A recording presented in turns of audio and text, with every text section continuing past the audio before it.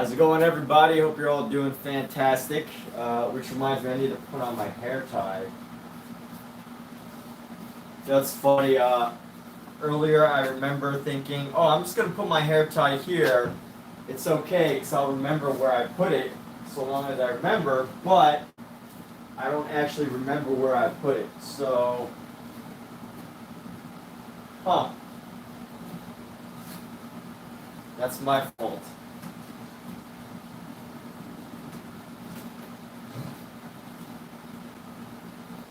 What's up, dude?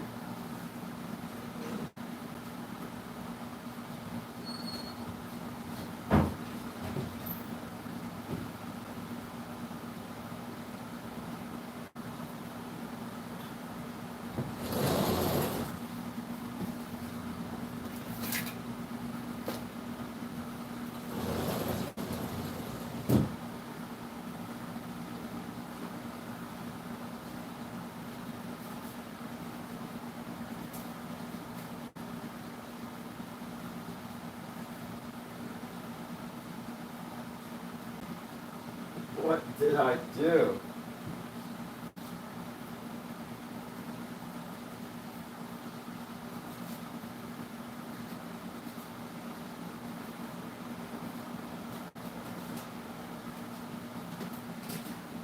My live stream should begin like, man searching for hair tie. Might have to just go use a different one. So I hope you're all doing fantastic. The thought that I want to have here is creativity over video games. Yes, that's right. We'll go ahead in the conversation about that in a little bit, but see if I can take a moment to find my video.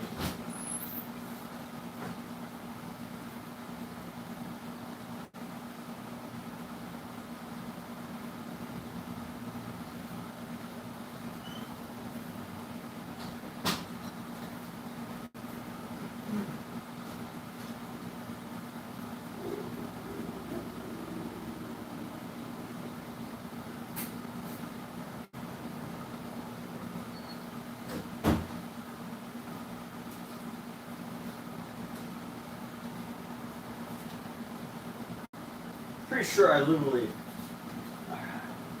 Oh, what do with it?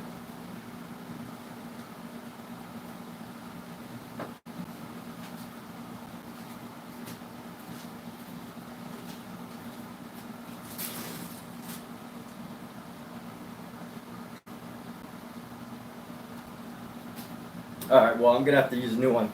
But anyway, creativity over video games. That's the premise of what I want to talk about before I start painting, or I guess the general overall message. I feel like I'm doing this like goofy admission that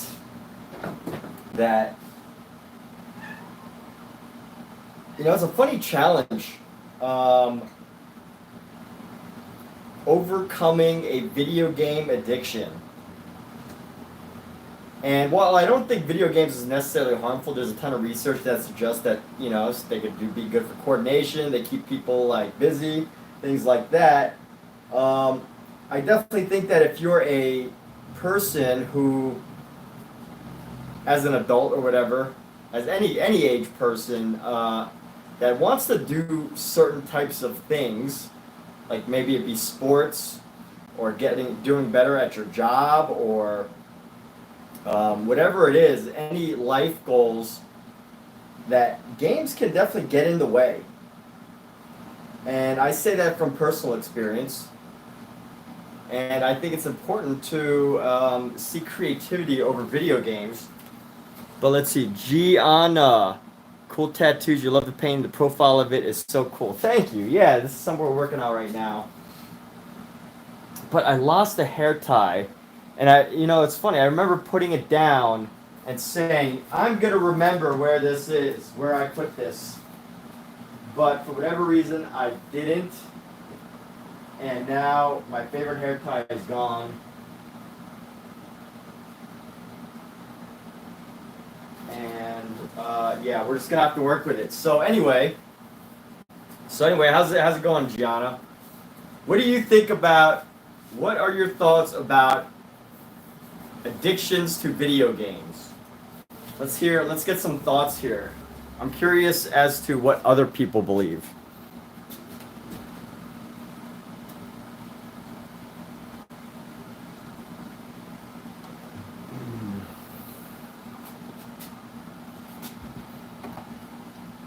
Who's that? Who's that in your profile photo? He looks like is that Al Pacino?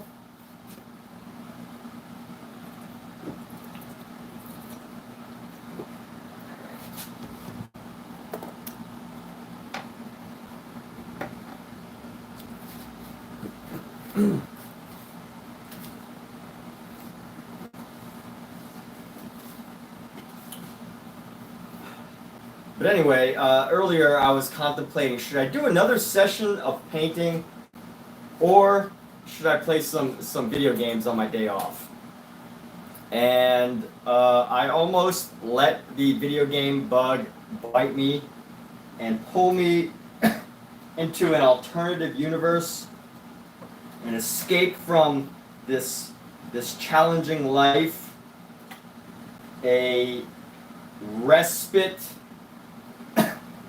And I decided that I should just make a video about this idea, this internal struggle. When I say struggle, I don't mean like, you know, some massive battle of like good and evil. I mean just like an internal struggle, you know, like one thing that you really want to do pulls you one way, but you know there's this other thing that's very powerful, creative art thing that you want to also do.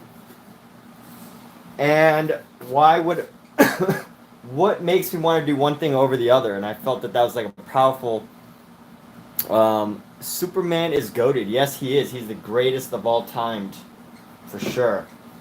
So yeah, that's what's going on. Is I'm going to be working on this painting, but I also wanted to discuss this message of creativity over video games.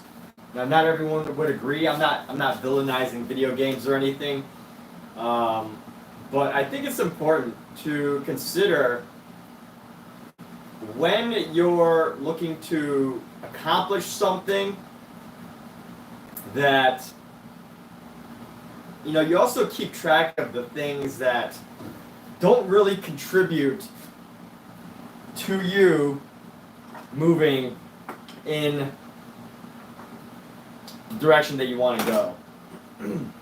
And although I still play games, it's one of those things where, you know, I realize that it's important to tone it back a lot more than a lot more. So we got a couple people looking to join my TikTok live.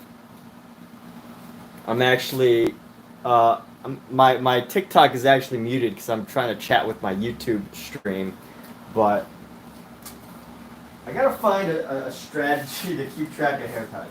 I really love my favorite hair tie. It's like a funny thing, this hair tie that I had earlier for my live stream. But it has since disappeared off the planet. But I'm gonna stop searching for it right now because it's wasting time. But anyway, we're gonna be doing these paintings, and the overall theme, YouTube-wise, yeah. If you have anything in your life that's really pulling you away from the things that you want to do, such as, you know, wanting to make artwork, or wanting to make more money at work if you're in a sales job and you have the opportunity to make more money, or any sort of passion project, anything can pull you away from it, whether it be TikTok or the news, or, you know, it doesn't have to be just gaming as a topic of conversation here, but like, I think it really could be just about anything, and to really check and decide what's important to you. It's a tough thing to do sometimes, but when you can do it. And I found a really easy strategy recently for how to manage these these like multiple things that are balancing. You know, these balancing these multiple things in your life that kind of like want to pull you in different directions. You know, you have this thing that you want to do, that you want to get good at, whether it be painting or you know, talking to friends or whatever, and then you got this other thing that's also kind of fun, but you know, it like video games or maybe even reading or scrolling infinitely through TikTok. I think it's important to the strategy that I learned is to basically just observe what it is that's going through your mind. You know, just observe and sit there, just like a third party person watching, observing, listening to your own thoughts, and eventually coming to your own decision from there, rather than letting those thoughts control you. You know, because you're gonna have thoughts like, oh. You're gonna have thoughts that justify, hey, I should, you know, go smoke a cigarette. I can go, and by the way, I don't condone smoking cigarettes. I'm using this as an example. I should go play video games. I can, you know, go take this time off to do whatever. And I think it's helpful to just be aware of those thoughts. And after you've really taken the time to observe them, to think about them, and just observe them, let them pass through. At the end of it, you'll find what you deem as important, as the most important. And for me, that's making some artwork. So let's go ahead and continue doing this. This head's a certain style, so let me go in with this second head right here, and we're gonna go in here and let's go. She's got the cheek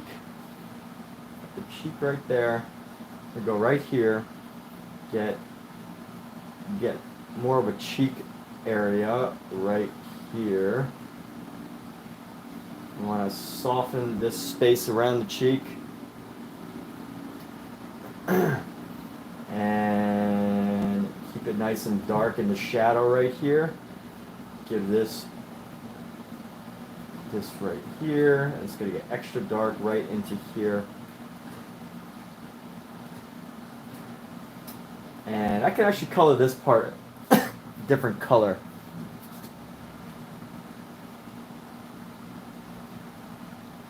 But I think what needs to happen is, as well, this needs to come down. Round this out a bit.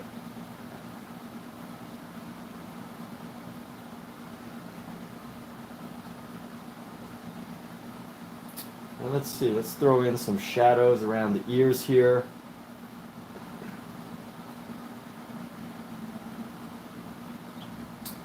And then this shadow is going to be like right into here, coming down up into here, and let's go over and across this way.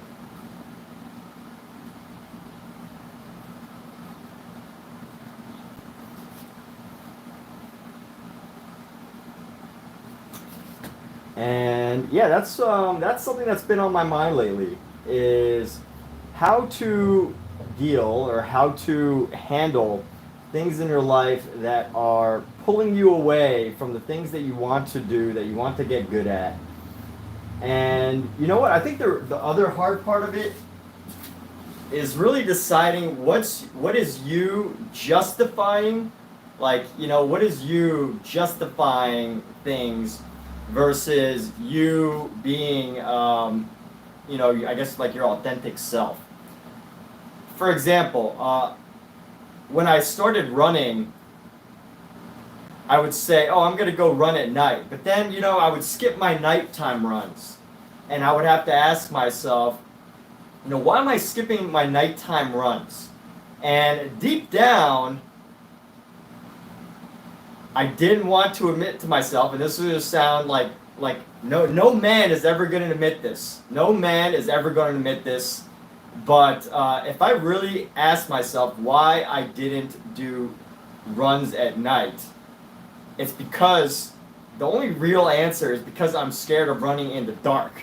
Now, again, no man's ever going to admit that. But, you know, if I was really honest with myself and thinking, why am I being a little rascal about this, for lack of a for using a PG friendly words?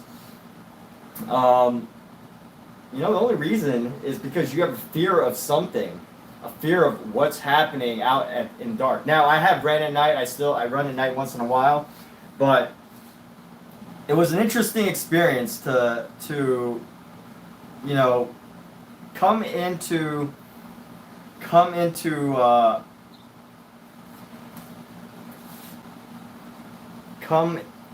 to terms with what your fear is. Now, I'm not talking like a debilitating fear, but realistically, you know, I could come up with all these reasons to defend myself from admitting that, you know, maybe I'm scared of running in the dark. Oh, you know, I don't want to run because it's late.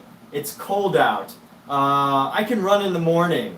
I can do it tomorrow. I exercised 3 days ago, right? Like, all of those are great excuses that I can use to avoid this idea that maybe it's the truth. I don't actually know if I'm scared of running in the dark. I don't think I am, because I'll do it, but I had all these reasons, these excuses to not run in the dark. And I think the one that I actually was avoiding to admit to myself was that, hey, I'm just being a little scaredy cat, and I'm not running in the dark because it's scary. And, you know, when I finally was able to say, like, yeah, well, you know, that's kind of like not a, that's a really dumb reason to not be running in the dark, I was able to finally get myself to do it. But I think it's so easy to come up with excuses and reasons and justifications and everything except for tackling the truth of why you can't do something. So when I say, when I talk about this, that's where the idea comes from.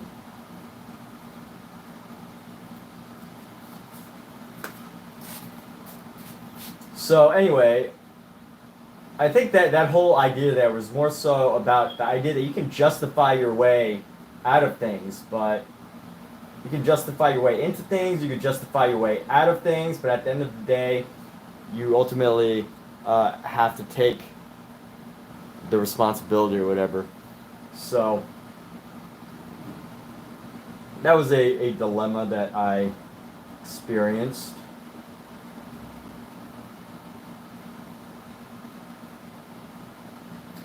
And here we go. I'm gonna go ahead and paint this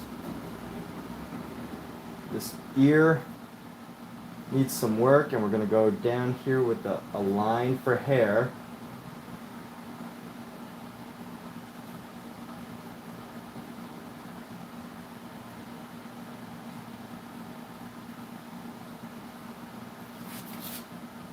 Or maybe at some level, you know, telling myself that, hey, you know, it's kind of like peer pressuring myself.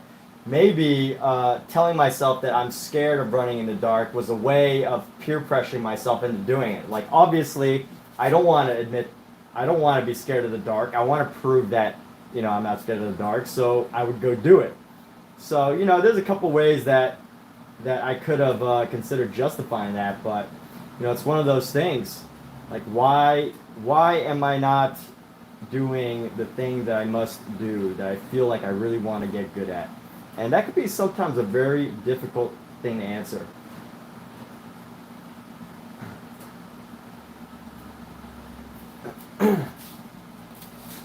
But anyway, we're going to go down here.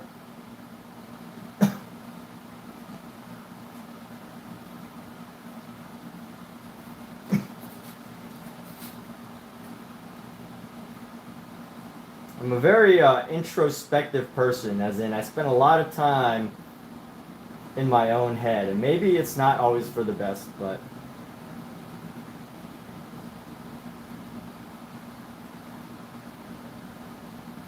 I think it's helped me get very far. So let's go like this. We're going to keep these shadows and pull in this. I'm going to pull in this white here.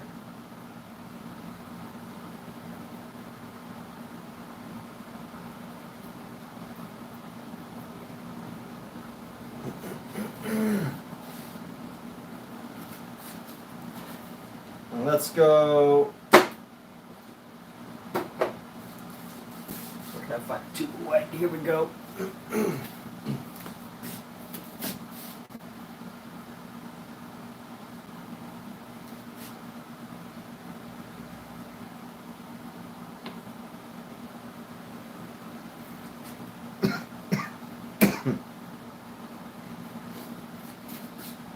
So let's grab this white here.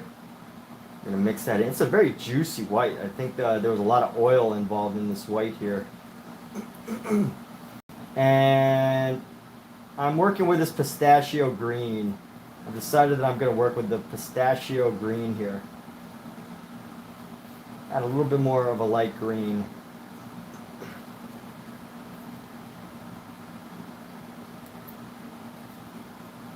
Still mixing it. I could probably do a better job mixing it if I use the oil, a palette knife, but we're gonna go with this.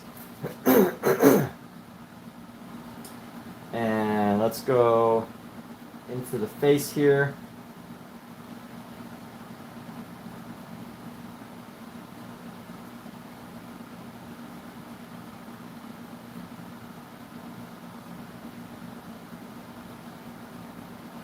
I'm gonna come around.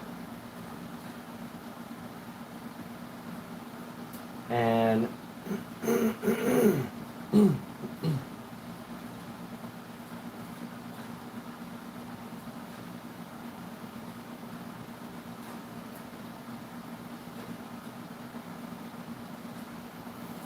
so let's go like this. We're gonna go paint down here.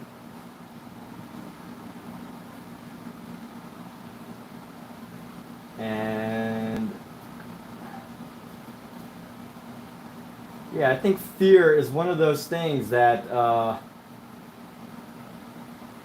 that particularly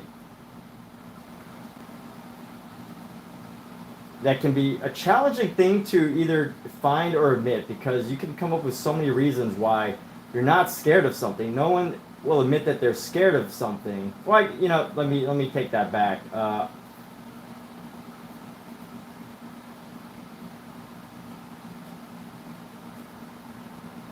Very few people can really evaluate the things that they want to accomplish and have a honest reflection,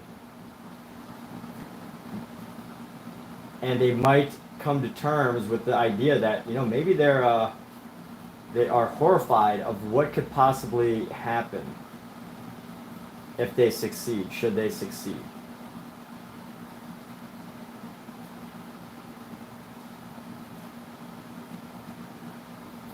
And, you know, that running example was just that running example was just like an example of one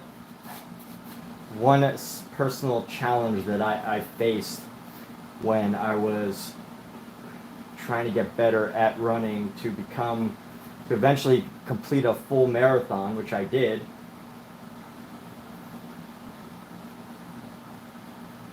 But it required me to ask myself the question, why won't I run in the dark? What's stopping me from running when it's dark out? I just found myself with so many reasons, so many excuses, that eventually I just had to tell myself, like, hey, you're probably just, are you scared? Are you scared of running in the dark? I had to ask myself that question, and that got me going. So here we go. We're actually going to paint this up into here.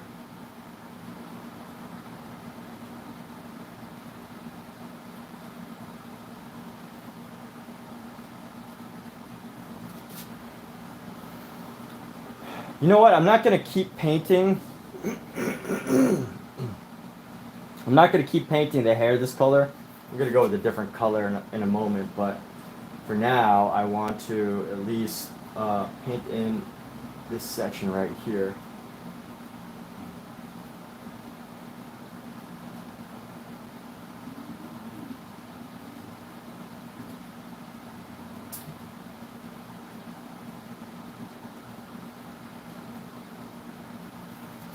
And let's go darker along some of these edges here.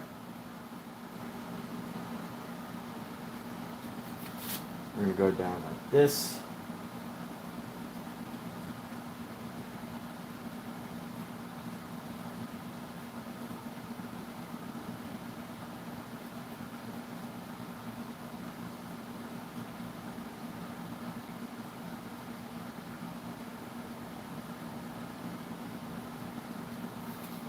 And here we go.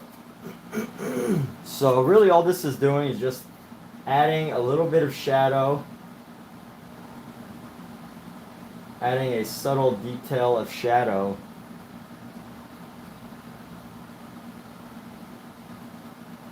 that helps to separate these objects as different shapes or forms. And that's all this does. When you add like a darker shade of something, that's all it does.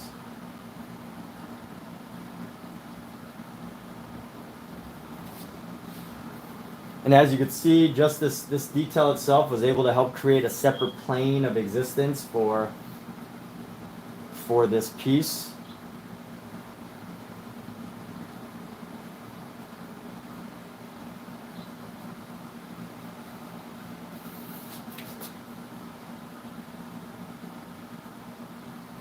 There are obviously some very distinct planes here.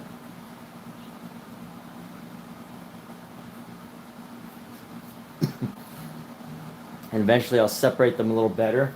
But let's actually bring some of these highlights. No,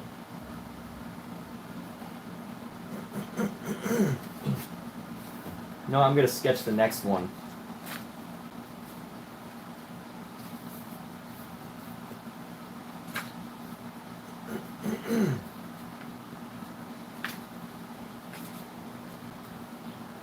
I'm going to do this one again.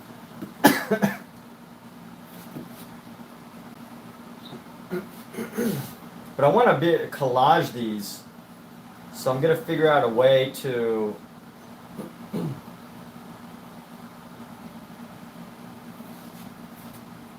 trying to think of a good composition to add this next section.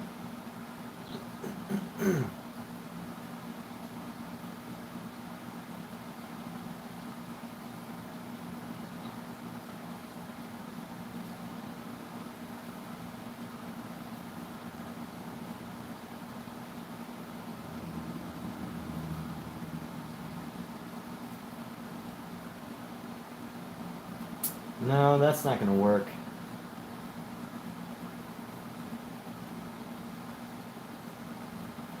Let's actually just make it smaller here.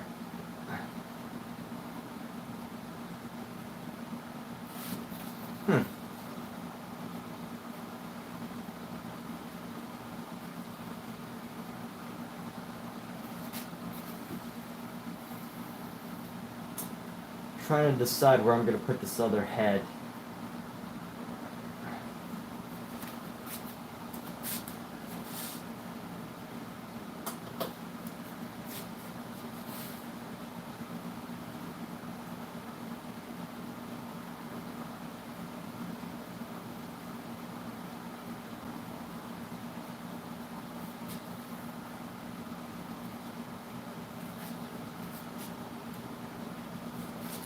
And let's do this. The winning host may propose funny. It's a good thing because I never propose anything funny for the other person.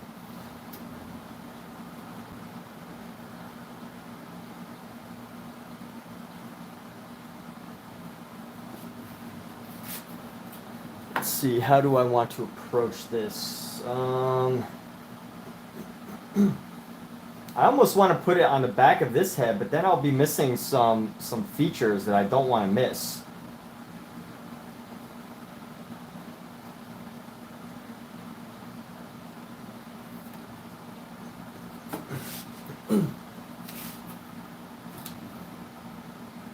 Maybe what I should do is I should just cut this part down a bit, because this face is a little bit too far out.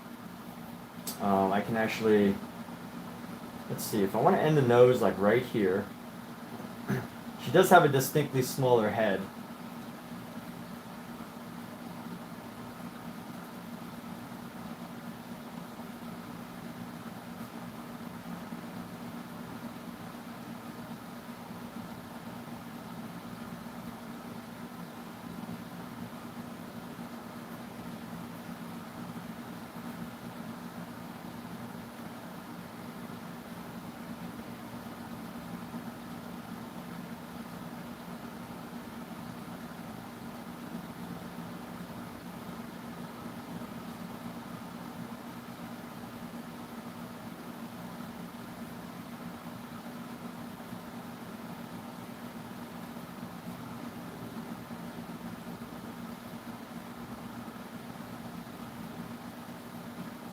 Yeah, I'm gonna reduce the size of this guy's head. Make hers a little bigger.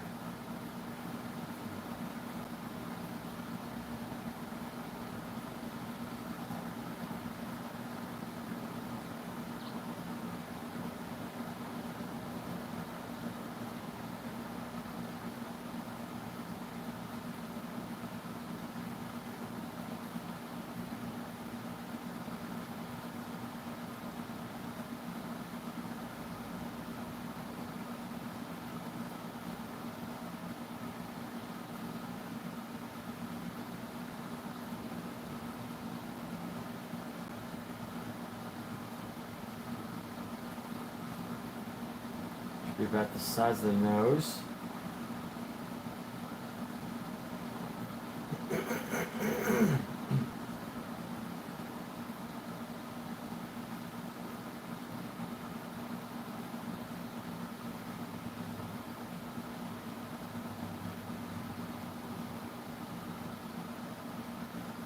The important thing that I need to have here is her ear.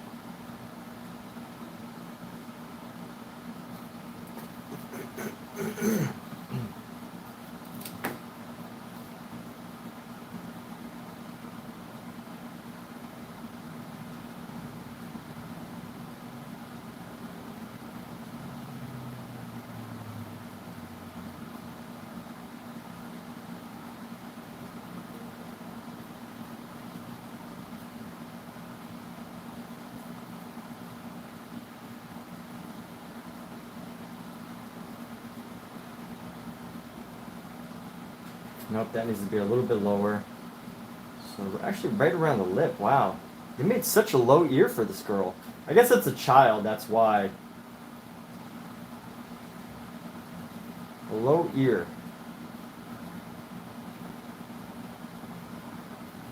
Yeah, I think this nose is a bit too big, but we'll see. Let's keep this.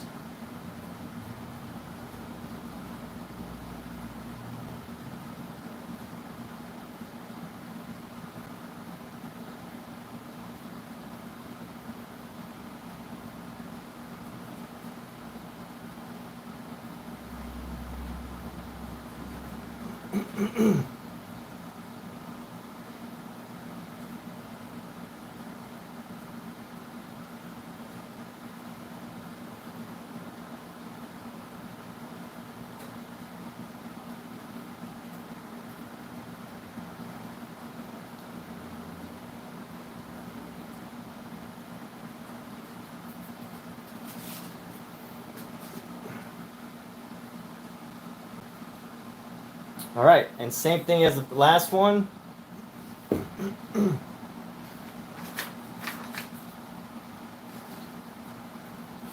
We're going to bring in shadows, but not before we add, let's see.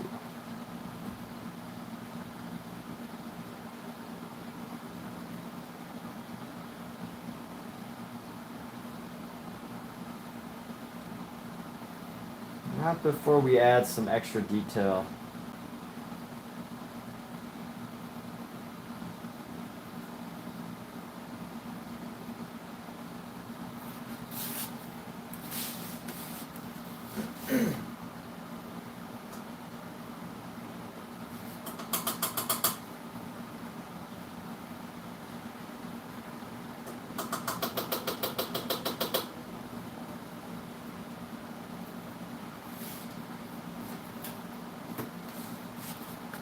Go grab this super dark green that we've got going on. I'm going to bring this into the blue here.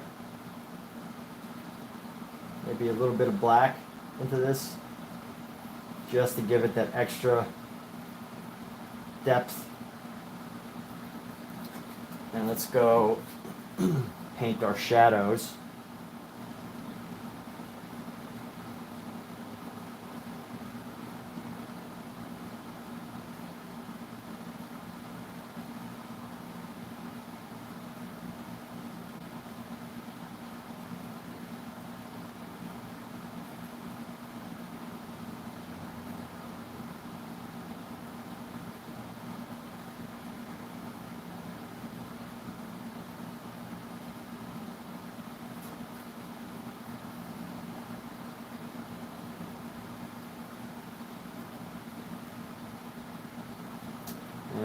here we go. So there needs to be one layer that comes down and around.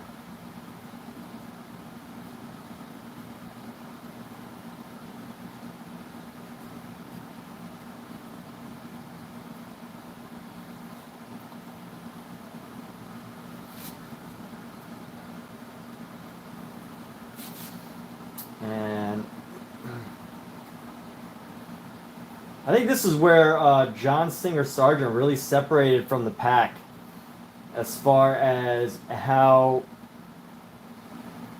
his painting really started to change. Was rather than just doing like light and dark, as I guess what is traditionally practiced, he went mid-color. He would use like a middle tone, and that's how he would begin, rather than going straight to a dark or a light, which, you know, if I had to guess, that probably was a contributor, even though it's not an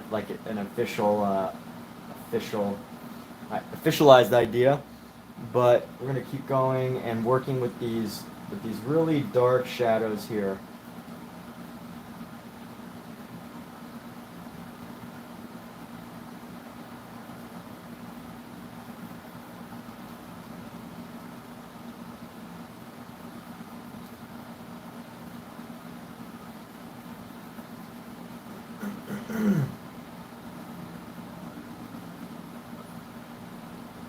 And here we go.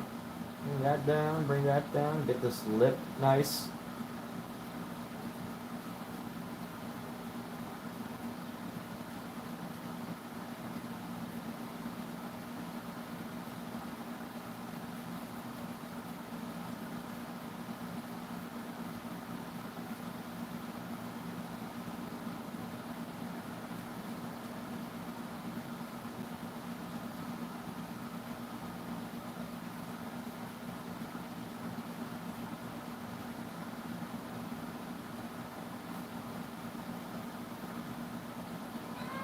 What's up, Simba?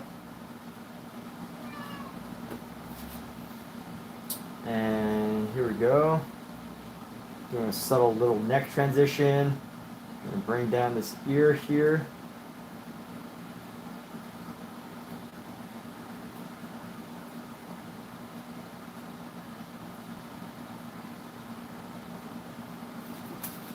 And this needs to go a little further back, actually.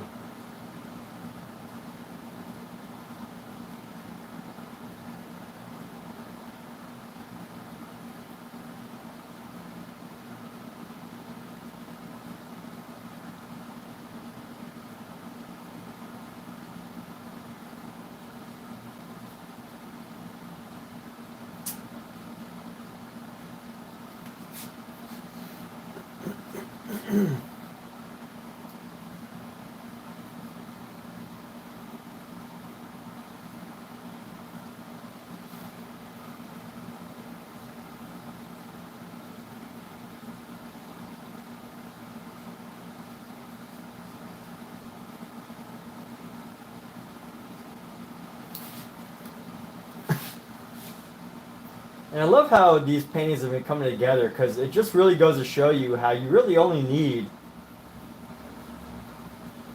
two values to start to create a form. I mean, obviously, the more values you have, the better. When I say values, I mean like the amount of light, or the level of like light or dark that you need to actually create like a what's supposed to look like a face.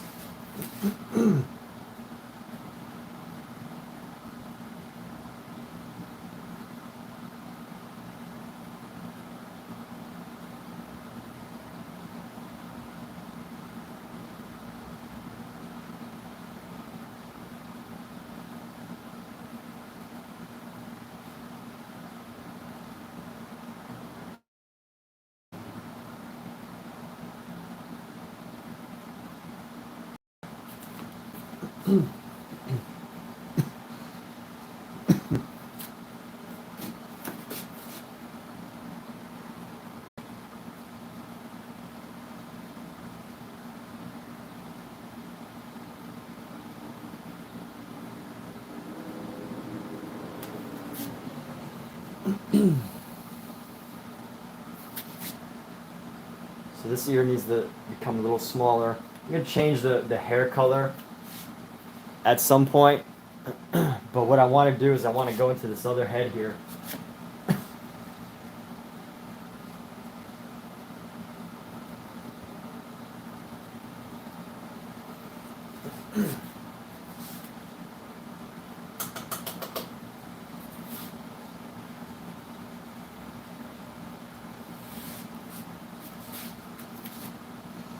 Let's go like this.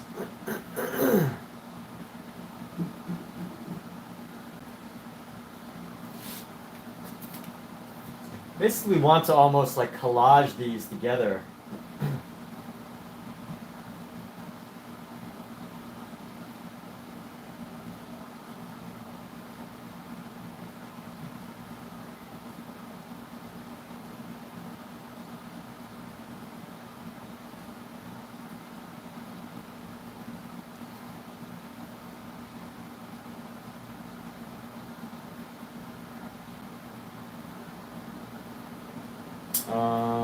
Let's see, where's a good place to put this?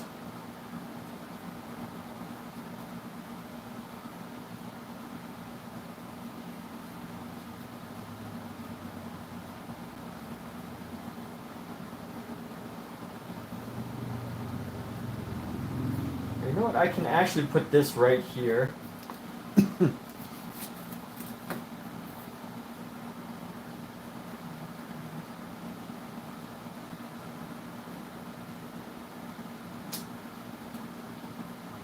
Put this right here because it's pretty dark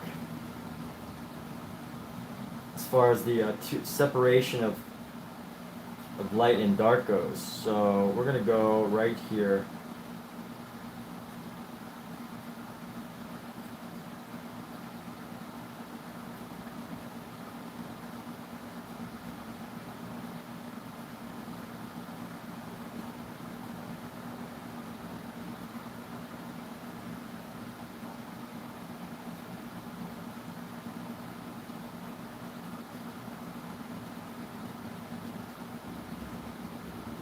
Maybe I'll actually go into the head and make it pop out like so.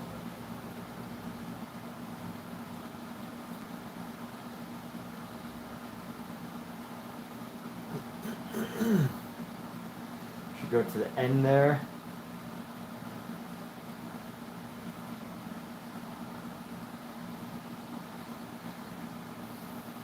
And come down a bit.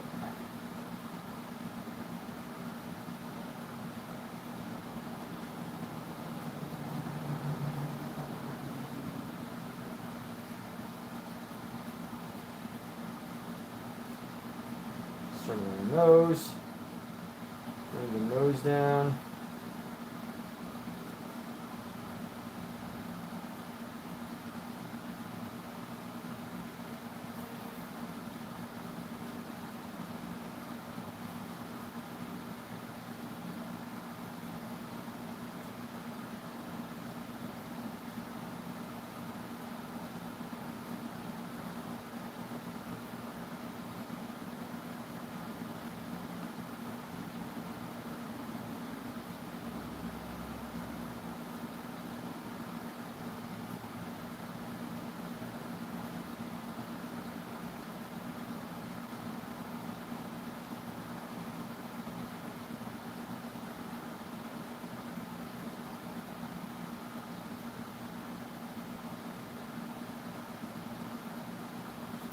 And here we go. So this is gonna be the hair that comes down a bit. Hair comes down. Bring it around this way.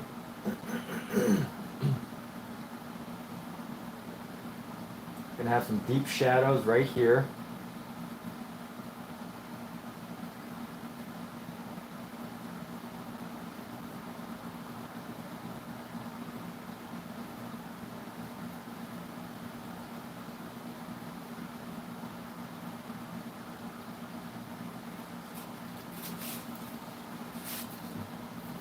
Just sketching it all through. Here we go. So sketching, sketching.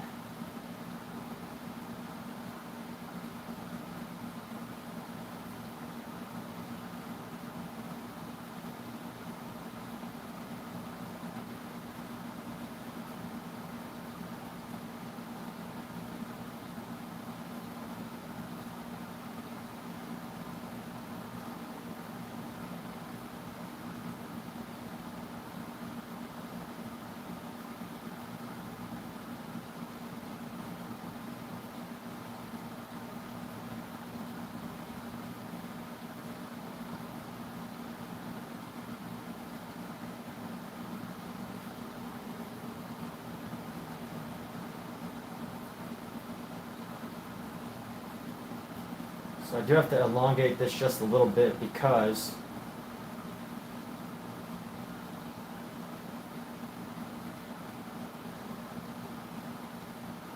let's see where this goes. This hair is going to come down and then around. Bring that forward. And here we go. So just building up this figure here. Looks a little crazy now, but like with all my paintings, everything pretty much starts off a little weird and unusual, and somehow at some point it all starts to make sense. I don't know how it happens sometimes, but it does. It's just the way it is. It's just the way it is. It's like magic. That's why art is magical.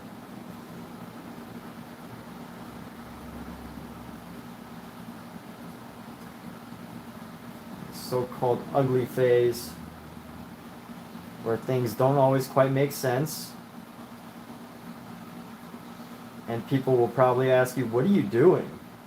Why does it look like this? But then after you're done, you know, it kind of, once all the composition is complete, it starts to all just make sense. It's the most exciting part to get through.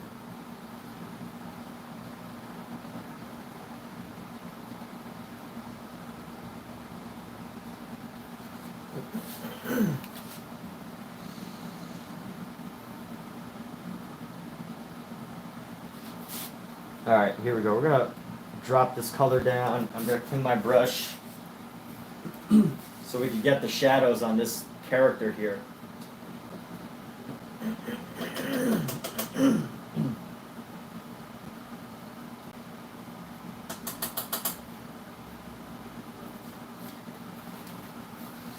we're going for, we're going to continue on with building up this dark shadow space. So bring in some of our blue, get some of our black again. Make sure that it's nice and dark. And here we go. Actually, this also needs to be quite dark, right around here.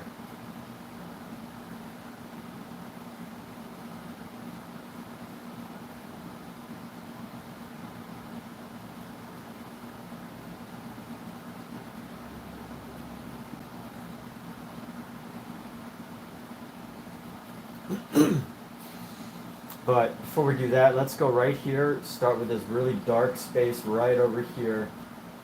That's supposed to be some semblance of a neck.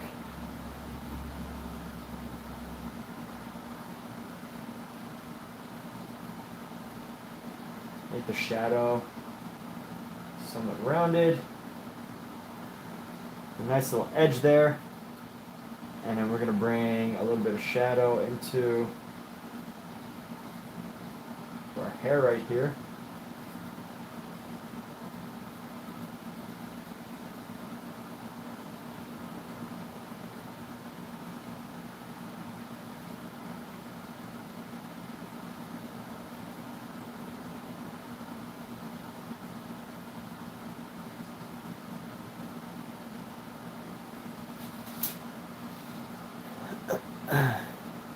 Let's do this.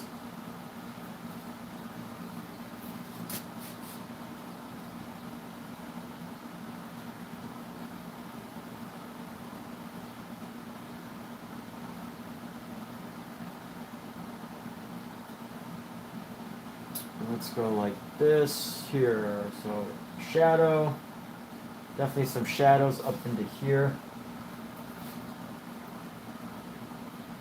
Got a nice dark shadow right around where the mouth is.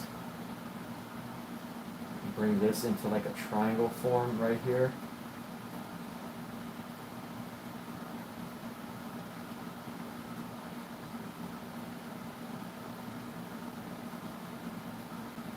I really do enjoy this idea of sketching out the lines where your shadow should be.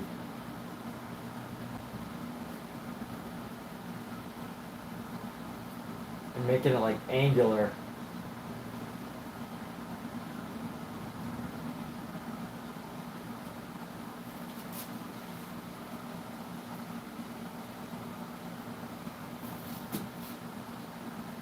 And here we go. So this needs to be a little bit popped in. We go down here. His forehead's going to be somewhat different because it blends in into this piece right here.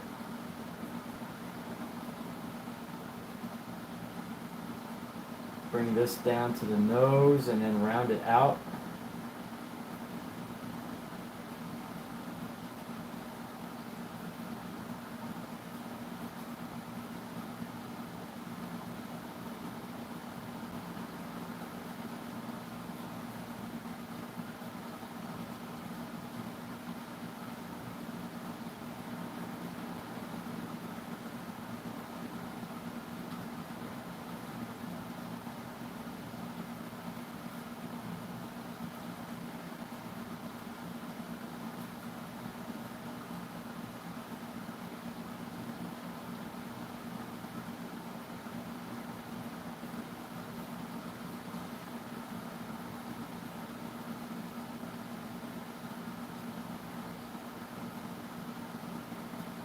And here we go.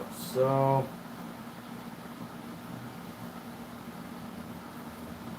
got our shadows. They could be a little bit darker. We can work on those later.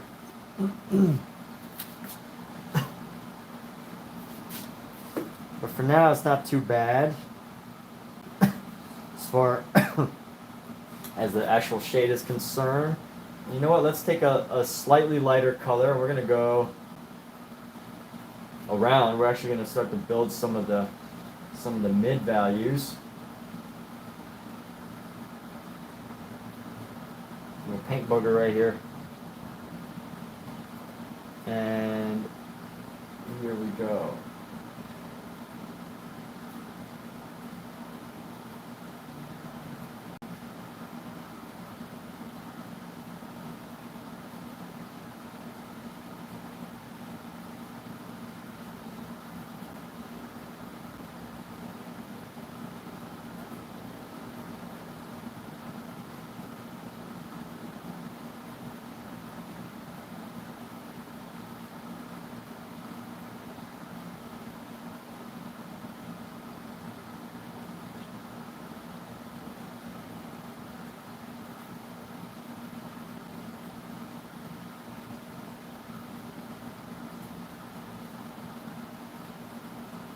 So this is actually about 3 separate values.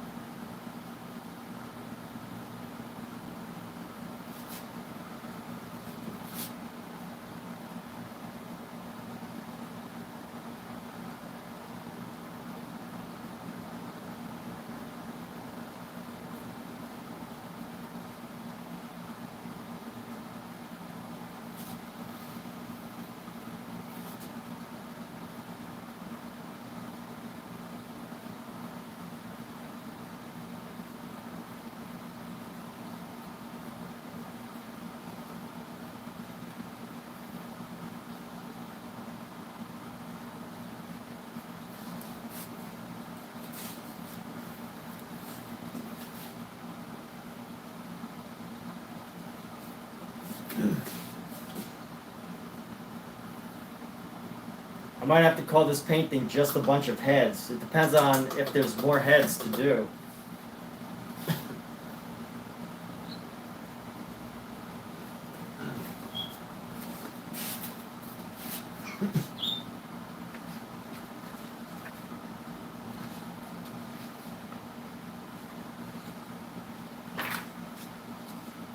Yes, this head has appeared again.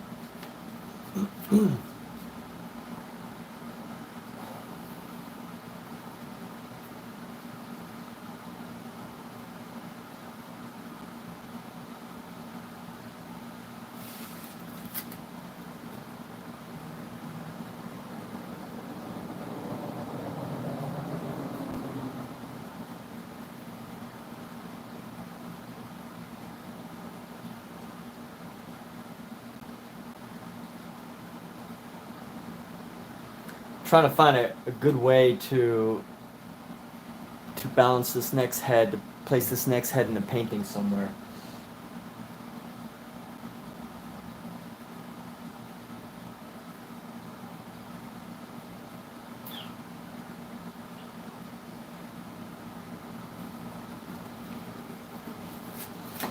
Let me think. All right.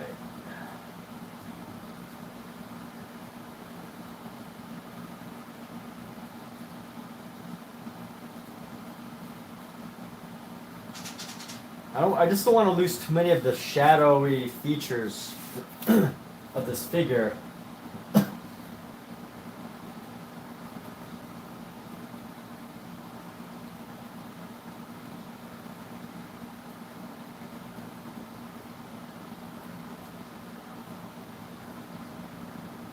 Make a mark.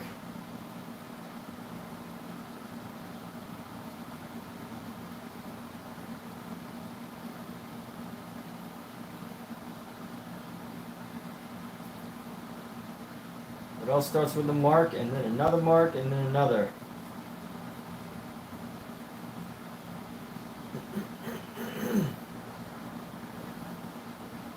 So I'll go down to right here.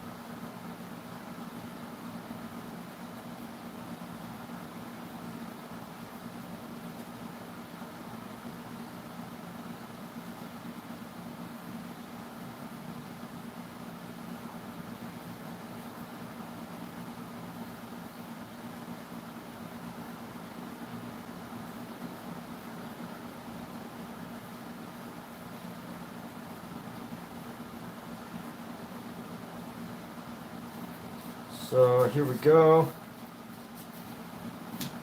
We'll pop this down.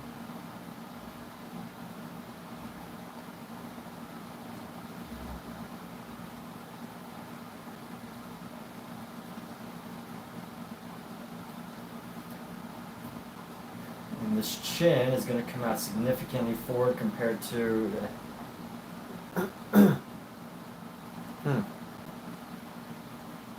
That goes there. I'm trying to think. If I had a straight line from here, it should be.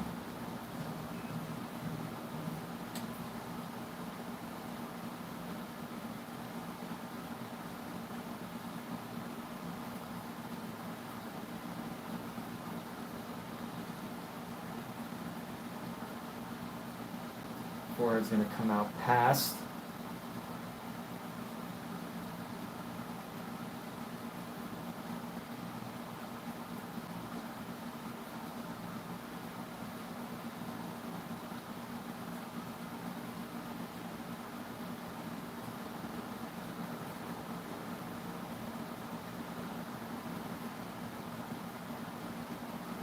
The nose is going to take up about a third of the face, the whole face.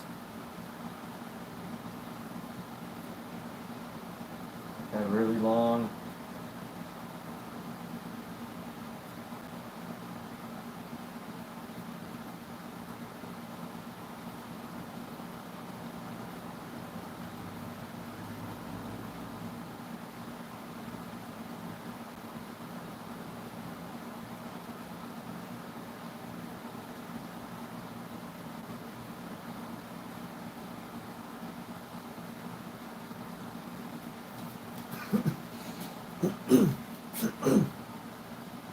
Okay, and we'll draw the internal lines now.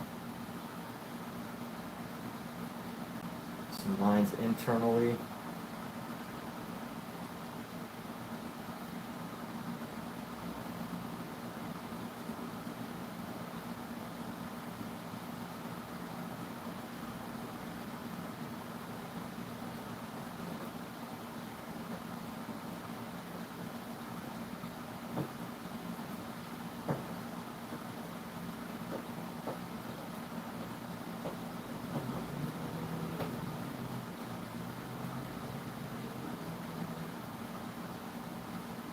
let's go from down here.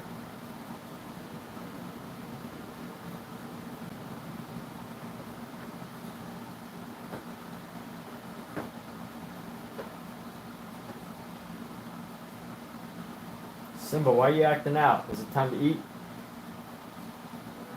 Yeah? Alright, hold on. Give me a few minutes, buddy. Give me another minute. I'm talking to my cats, people. If the cats want to eat, they will cause destruction. So it's time to feed them. But just gotta do this real quick. Right, Simba? Just give me a minute, dude.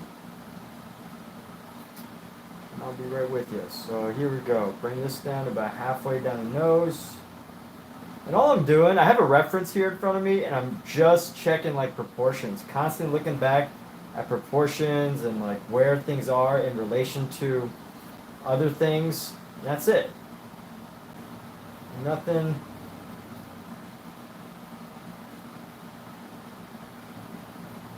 Nothing totally unreasonable.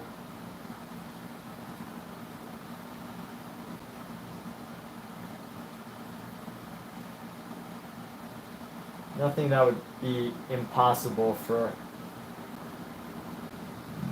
anyone else to achieve.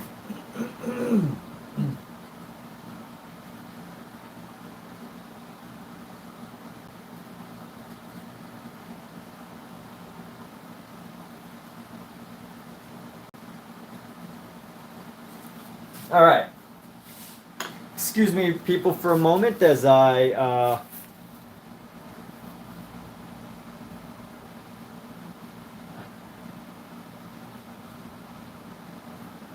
excuse me as I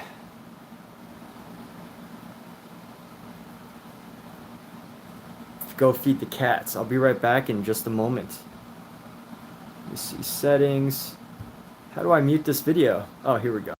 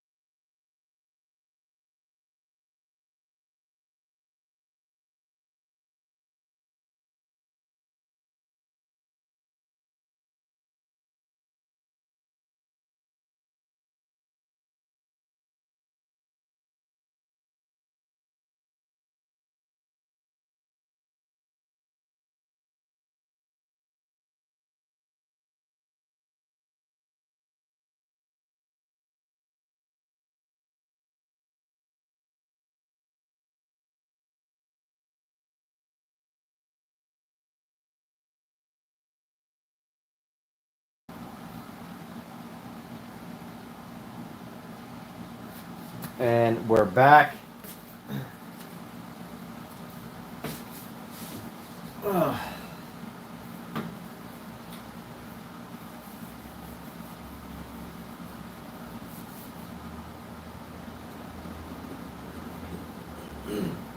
Hope everybody's staying physically, mentally, spiritually healthy. Hope everybody has the opportunity to maintain that. Personally, I spent like this really past year or two doing a lot of like mental and spiritual health work on myself. And although I did a lot of physical fitness health stuff, I found myself slacking a bit on the gym. Even though I completed my second marathon in March, I still felt like it was a lazy marathon. I was like, it almost felt like even though I did it, it's hard to pat myself on the back because I feel like I could have made more effort to do so. But anyways, I definitely feel like as far as physical fitness goes, that I spent so much time on like mental health and spiritual health that although I kept up with fitness, I didn't quite do as much as I would have liked. So I've decided that within some of these live streams, I want to promote that idea. And for those of you, this idea that you really can work out anywhere. You can knock out push-ups, you can do, squats, you can do all sorts of things from anywhere. And you can take a little walk around your living room.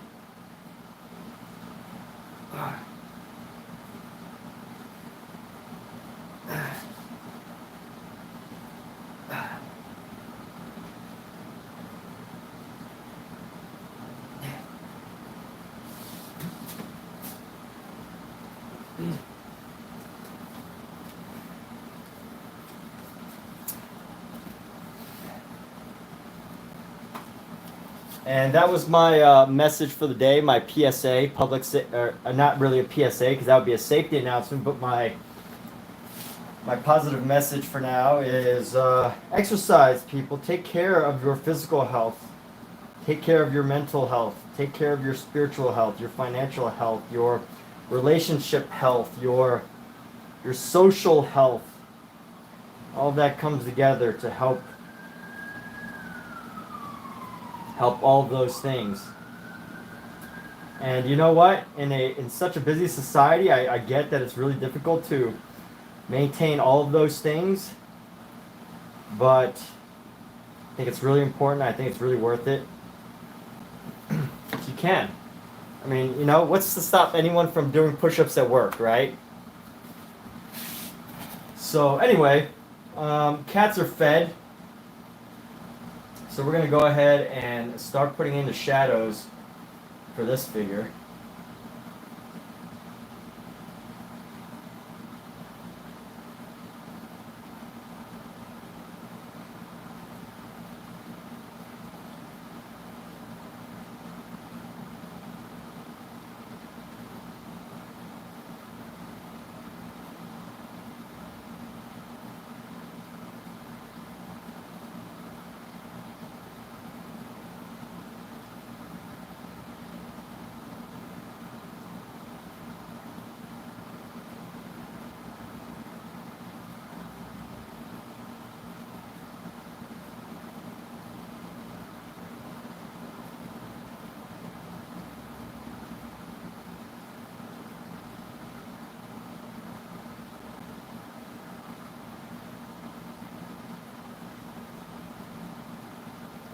And here we go.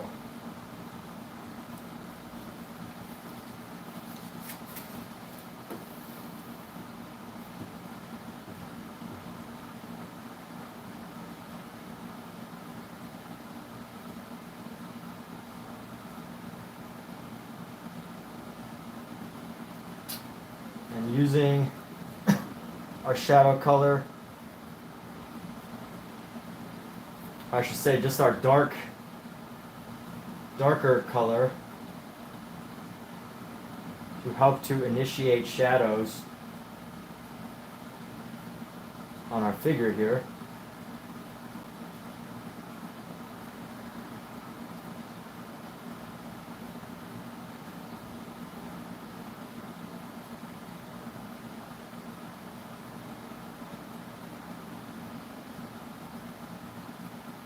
I hope everybody gets the opportunity to, or takes the time to both take care of their mental fitness and their physical fitness as well.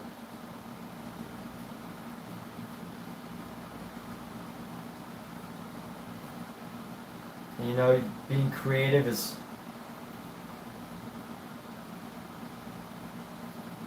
incredibly exciting. So keeping up the energy to be able to paint between work, your work day, and your other faculties that you're responsible for. Might also be easier than said than done, depending on, you know, whether you have kids or not. But there are choices. We all make choices for sure. So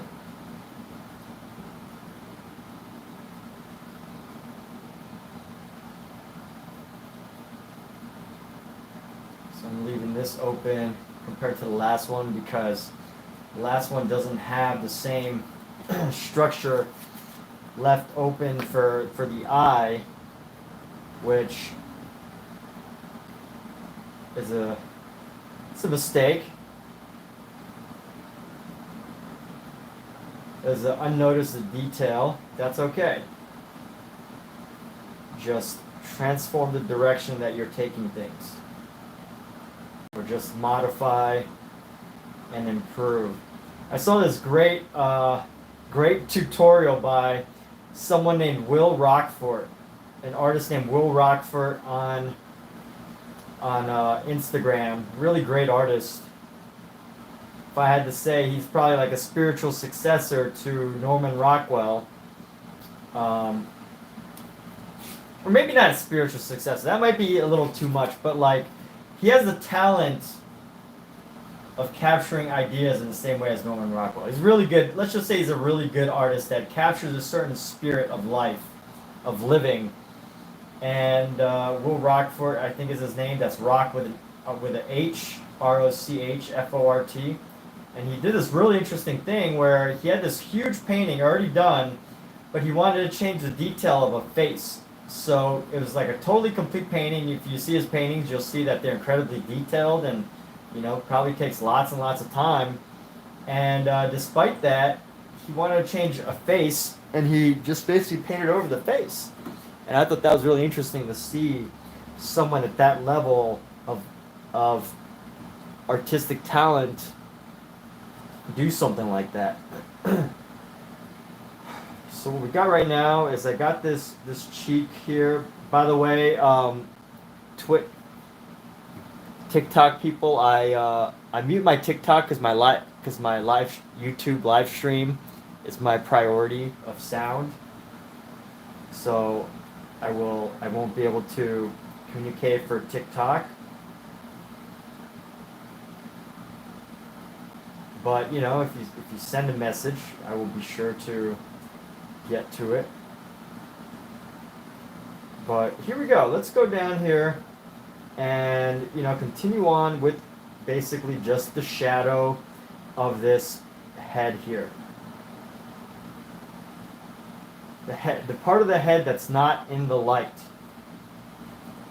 And I really just love the way a face, a head, can come together simply by just throwing in the darkest areas. You know, throwing in a color that fills in the darkest areas of it. And somehow the head just comes together and starts to make sense. It's kind of an interesting effect. And it's not difficult either. Like, You know, it really isn't difficult with just a little bit of practice. I mean, you probably do it with a marker. You know, with markers, you might use like a color like black and almost any other color, like black and yellow, black and red. Maybe not like a dark blue or purple, but like you could do it or you could do it with like a dark blue or purple and yellow, or you know, complementary colors like a lime green with a dark red. I don't know, and whatever color tickles your collarbone, and use those colors, and you can really create something that just starts to have this form of a shape. This gives an idea of this figure, and you know what? All it is just painting in a specific part, much darker than the surrounding area. It's like painting is just a series of creating illusions. And I will say, it does help to have a camera, because what I see here right in front of me I think it looks better on camera. It's one of those things that, you know, she looks better, like, I'm not gonna say some people look better on camera than they do in person, and I would say that sometimes my paintings are this way because you know, when you look up close, when you look at a distance, it looks totally different. I think the details because the details are bigger here, that when you like kind of minimize the screen and make the details smaller, you can kind of like, it has a more dramatic effect.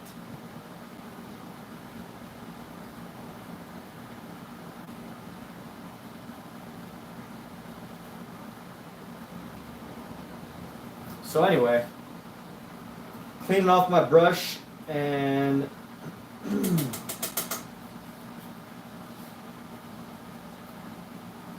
just cleaning off my brush right now so that we can I'm going to add a couple more heads.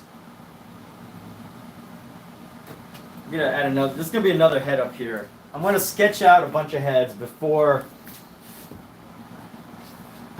I take a break tonight.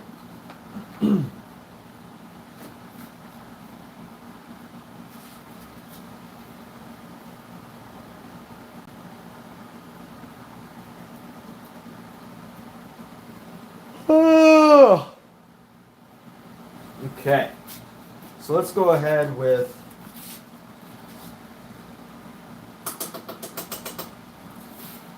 getting a nice thin layer of paint on my brush. By thin layer, I mean have a lot of mineral spirits so that it becomes easier to work. I think I can fit this other head right here. Let's see.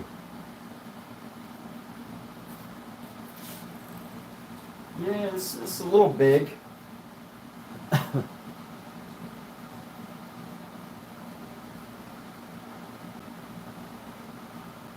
Trying to find a good spot for it. All right, let's see.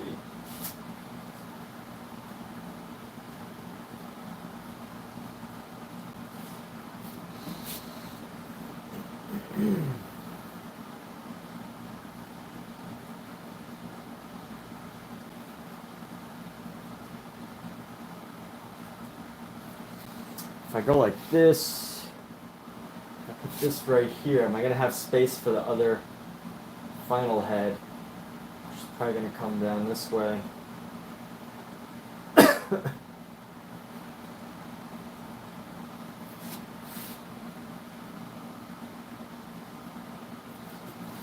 So I'm trying to think here, finding a good balance between the size of the heads and where they should go.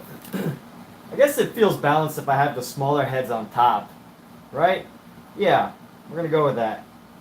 So let me just stick up here this other head, and you got if I go do a straight line across, I don't want to make these noses too touchy.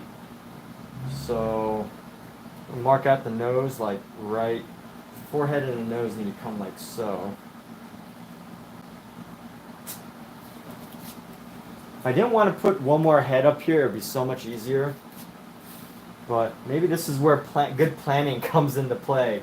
Let's see. So let me make a couple marks right here. I'm gonna do the last head up here, and if it comes down like there,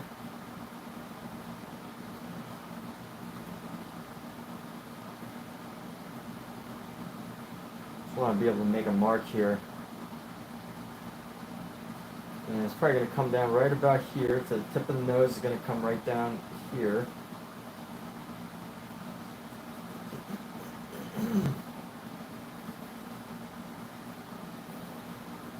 Definitely needs to be quite a bit longer than this. Let me see. Let me mark with my pen, my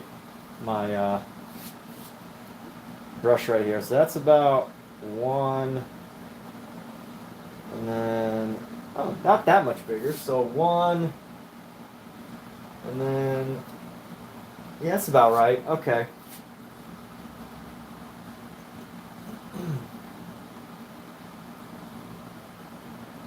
So then we want 2 of these.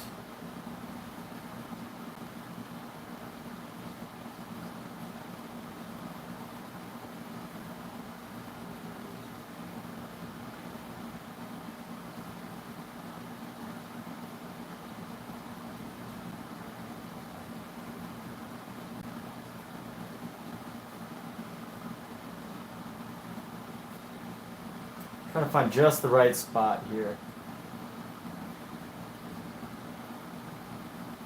Let me measure this out. So that's long.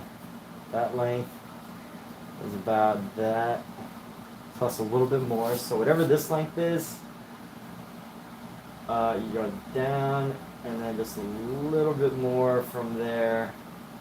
Down. Let's be right about here.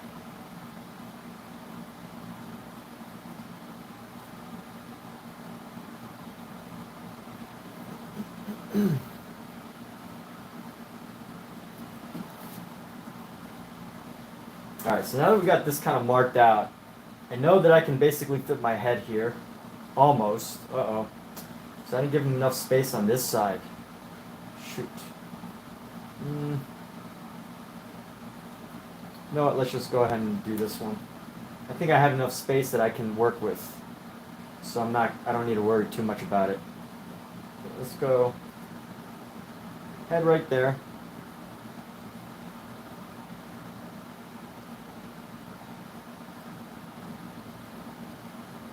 Pop this down.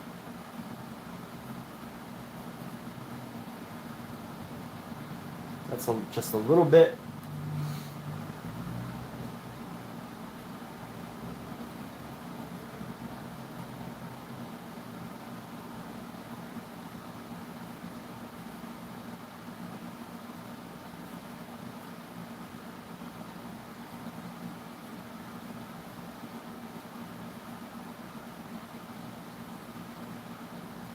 So the forehead length is almost about as long as the nose. So it's okay if I keep the nose about this long. And then pop this in a little bit for the nose.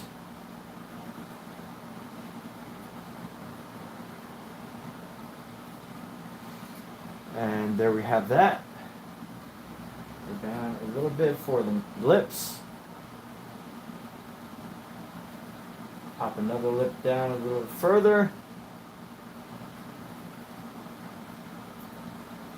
And there we have it. So we're going to get that lip. I can already see I'm already moving into this head over here. But maybe what I'll do is figure out a way to kind of like merge them together. It's going to be okay. Everything's going to be fine, people.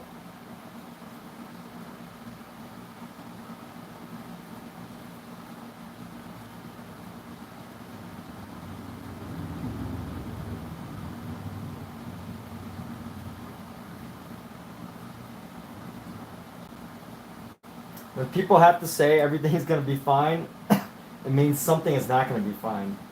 But in this case, it means everything will be fine. So, because I said so. Because I said it will be. And here we go. So we're going to bring this down. And let's go, how is this? This kind of comes up a bit.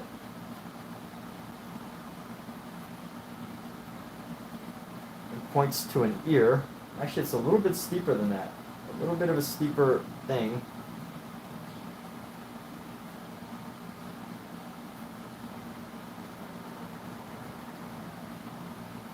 That's about right. Let's go a little bit further up. Get this collar thing.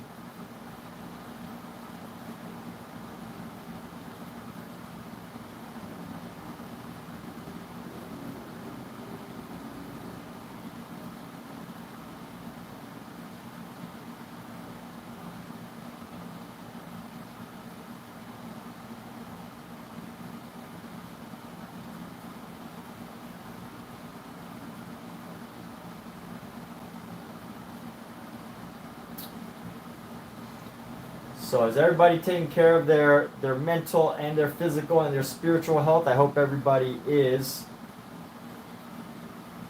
Very important. I like this. I've been seeing this ad on my social media, on my Facebook. It's with the Tom Brady. And basically Tom Brady is talking about, you know, his mental health. And some of the things that he dealt with about like being paranoid when he was just getting started out on as a really successful QB, and how he went through like a lot of therapy to become a better player. And I thought that was a really powerful message because you know, I think it's really important. Mental health is a very important thing, and people don't talk about it enough.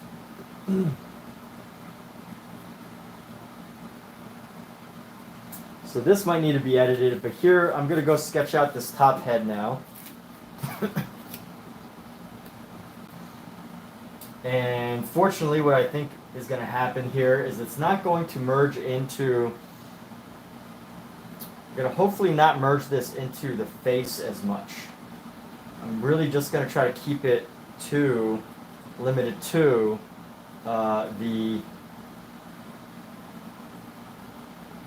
I got this space. I want to mark this.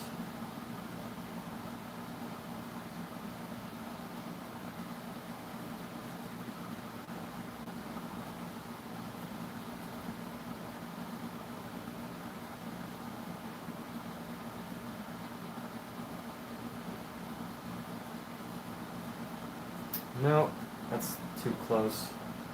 I'm going to go right here. Let's go right here. And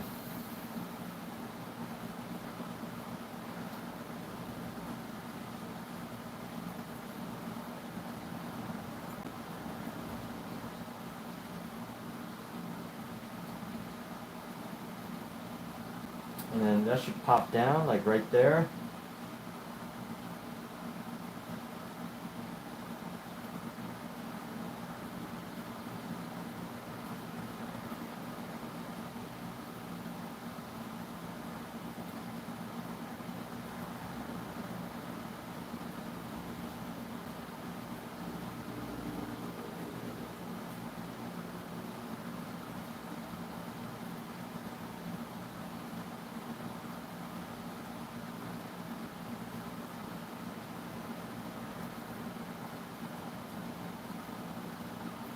Forehead's gonna be about the same length. Bring this nose down, pop the nose down, bam. Bring this inward, not past that though. And constantly just looking for proportions and where things pretty much end. So looking for proportions and where things need to end.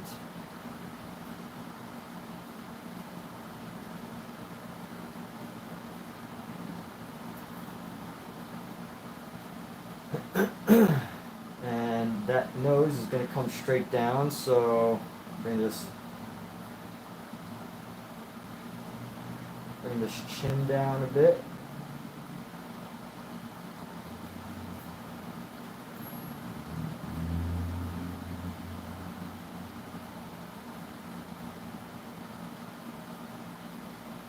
And this needs to be about the same length as the nose too, so yeah, that's about right. Get this about the same length as the nose.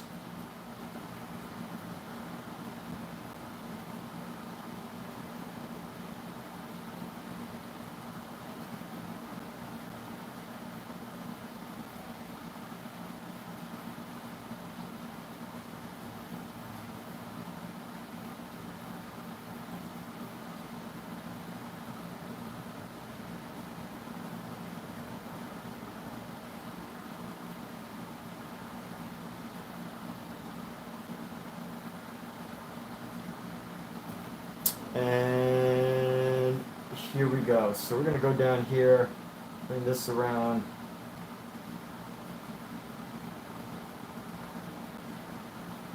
And bring in this part of the neck down. Just down here, bring the shoulder, or it's like a collar, a neck. Bringing this up.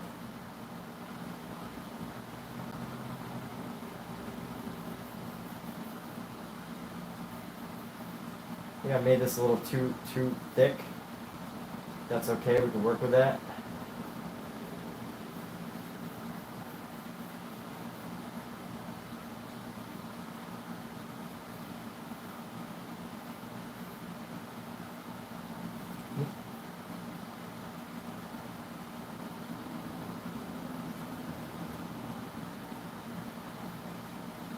Grab some more paint. I'm being lazy with paint.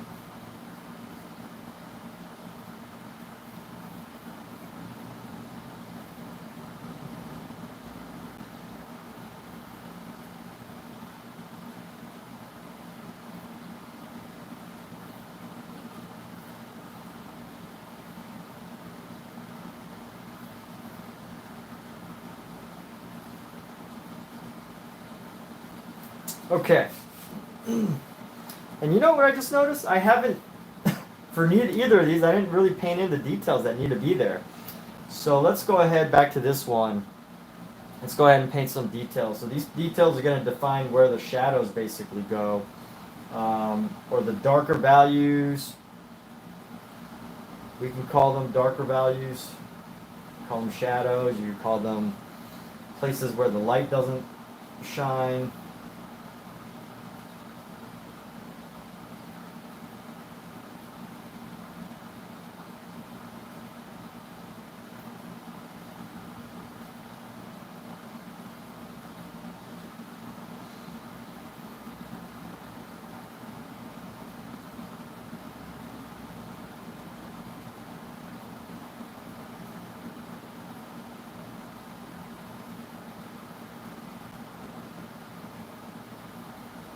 The one thing about doing this project with pen or big paintbrushes is that this was designed for really thin pencils.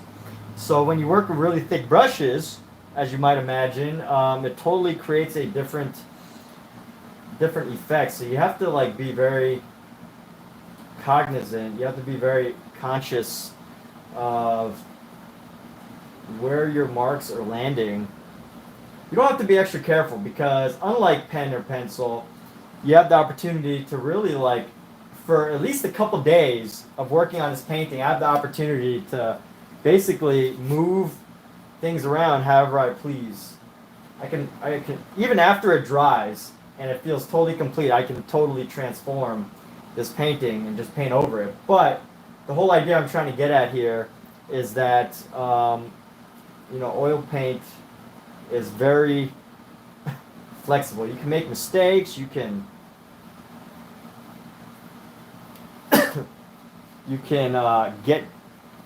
mess up. You can. I guess a mistake is the same thing as messing up.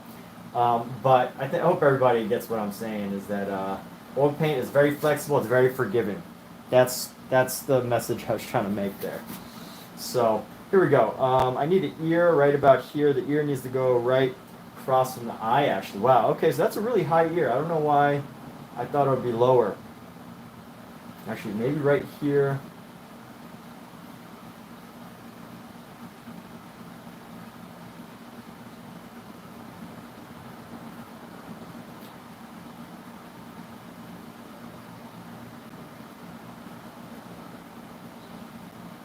And I think this ear might be a little too high actually, so I'm gonna go.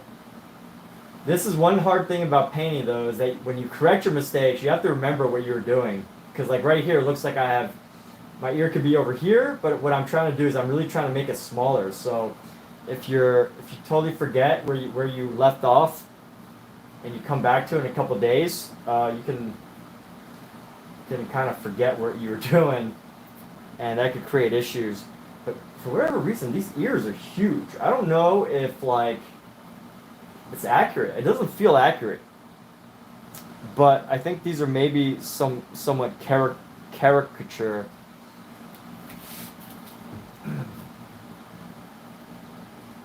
But you know, everybody's different. But the general, I think, idea is that the ear basically starts where the eyebrow is and ends where the nose ends. But maybe I just have my proportions wrong. I could just have my proportions wrong, and but this is almost like at the chin, which is really unusual. So anyway, I'm just gonna run with it. Who am I to debate? I'm gonna leave this ear. It's so jacked up that I don't want to mess with it any further. Eventually, when I start to throw in shadows and start to define the forms better, I will be able to make it look nicer. But for now, I gotta work on this one. So I'm gonna go down here, start like so.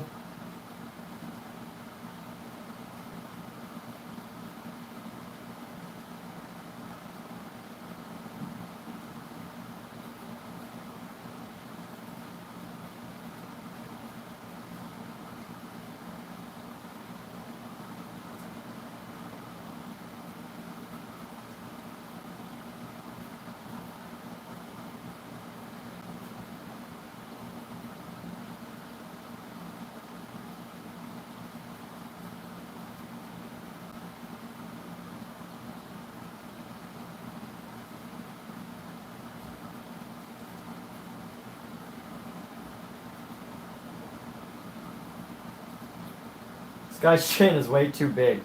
I drew it a little too big, but that's okay. He's gonna have an extra big chin.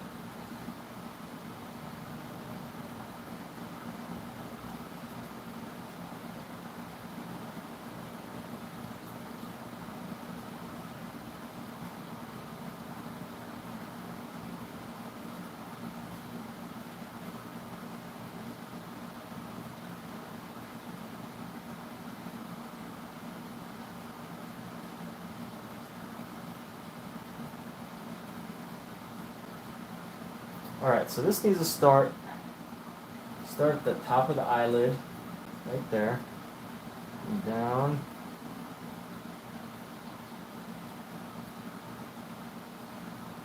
And it needs to end right above the lip. Okay, maybe it was just the angle that I was looking at the other one from, but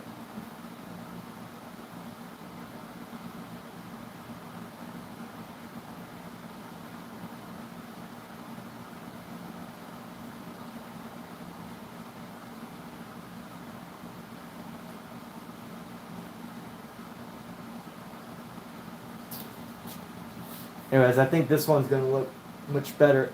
I think his head's a little flat though, huh? Let's bring this back a bit.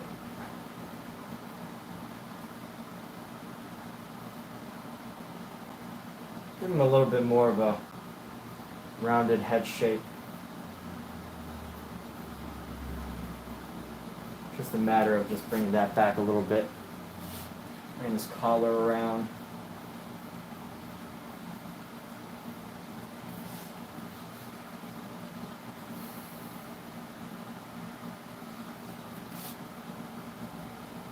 Maybe what needs to happen is this needs to just come out further. Yeah, I think it just needs to be rounded out more, not so much pop all the way around. Anyway, let's put in the shadows now, as we've been doing.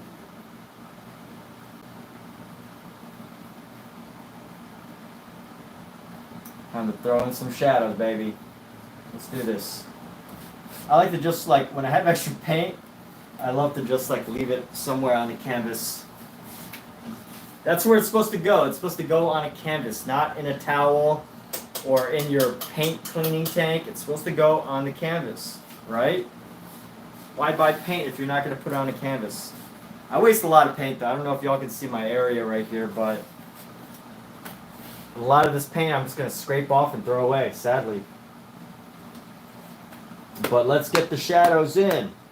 Let's do this. So I'm mixing a concoction of ultramarine blue, phthalo green, which is like a really dark shadow green that you might use for like the bottom side of a leaf when the sun's on top, and then a little bit of black for these shadows. So it's going to go on the front of the face, and you know, as you can see right here, we've already started to sketch the form of how the shadows are going to be, which is awesome. Now it's just a matter of like rounding out the details, establishing them a bit better.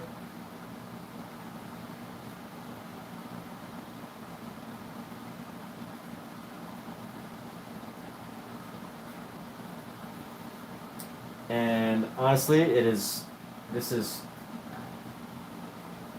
totally achievable by most people. I don't necessarily teach, but it's just totally doable, people. If you've ever wanted to pick up painting, I mean, oil paints are a little bit more complicated, but it's worth the exercise, the practice, the effort.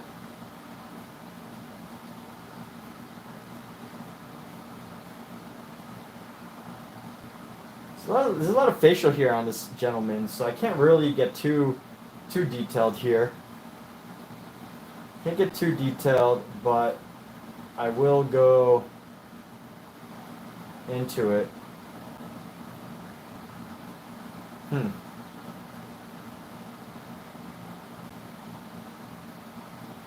That's really, you know, this is really all this guy has for shadow. It's not as, I mean, he's got all this like hair here that needs to be detailed. Well, the ear too. What am I saying? The ear needs to have some detail. The bottom of the ear needs some shadow.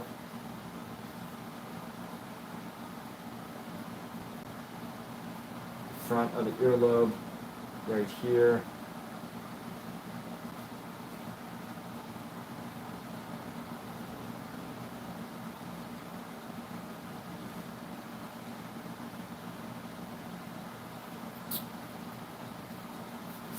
And here we go. We're going to go to this other head right here. And we're actually just going to... Once I'm done with these shadow areas, I'm actually going to take a break. So for those of you just tuning in right now, we're going to take a break probably in less than like 5 minutes. Well, more than a break. I don't know if I'm going to come back to paint again later today, but especially for now, I'm going to be done here in just a few moments.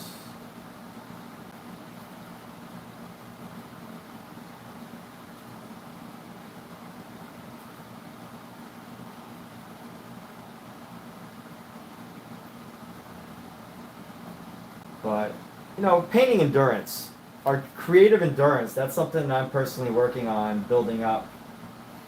And that's part of why I stream so much is it helps me to build up because it's so easy to just track the amount of time that you're doing it. And I really believe that, you know, endurance for creative work is an actual thing.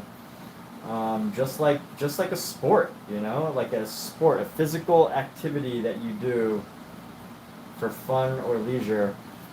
I think, you know, painting doesn't require a tremendous amount of a physical exertion, but it definitely requires a lot of mental exertion.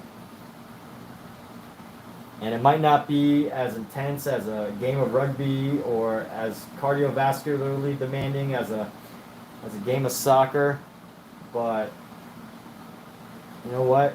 Your brain probably burns more calories than any other muscle in your body. I don't know if that's a fact. I feel like I made that up because I heard it somewhere, but, and I'm sure it's true, your brain probably burns more calories in a day for the majority of people than anything else. Because thinking is hard. Just imagine, like, how much electricity a computer uses. And your brain is doing that thousands of more like computations than a computer at any given moment. Isn't the mind absolutely a fascinating thing, people? Just this idea that we all have this beautiful computer that we have in our heads that is somehow calculating and plotting and devising and imagining and dreaming and hoping and plotting and planning and creating, and just sitting right in our head, inside our skulls, and it burns calories. Yes, that's right. The brain burns a lot of calories. And yeah, like, we have this beautiful gift inside our head, people.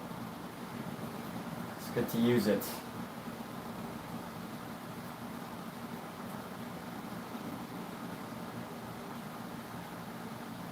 Feels great to be able to use it. So I am going a little bit more detailed than I expected.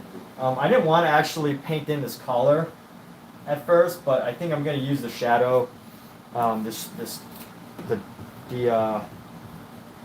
color that I have on my brush right now, the black and blue and phthalo green. I'm going to use the rest of it up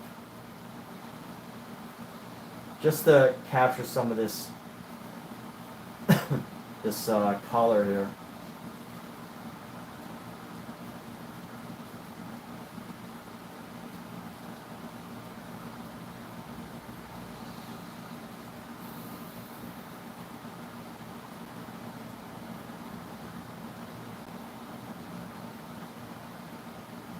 Oh, still need to do the ear.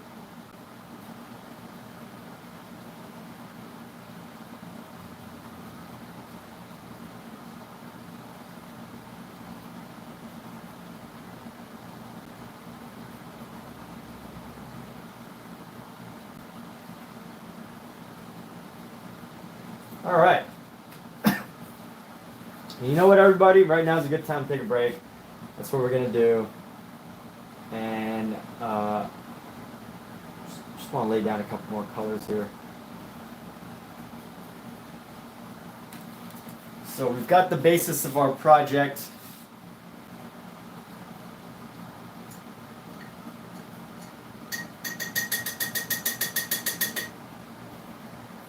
Which means it's at a good time right now to take a breather. Been streaming for it's only been about 2 hours since I started this stream. Feels like a little bit longer, but I did stream for about an hour and a half earlier. So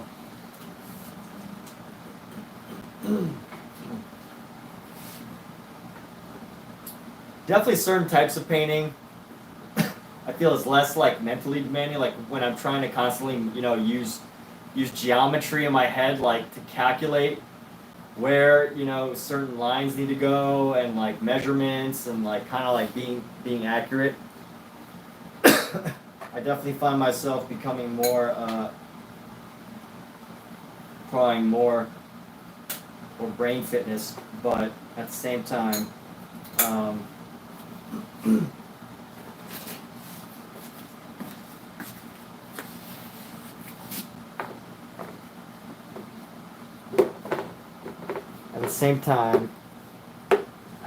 guess it kind of trains you to see, you're constantly going back and forth with your references, deciding on what color needs to go where.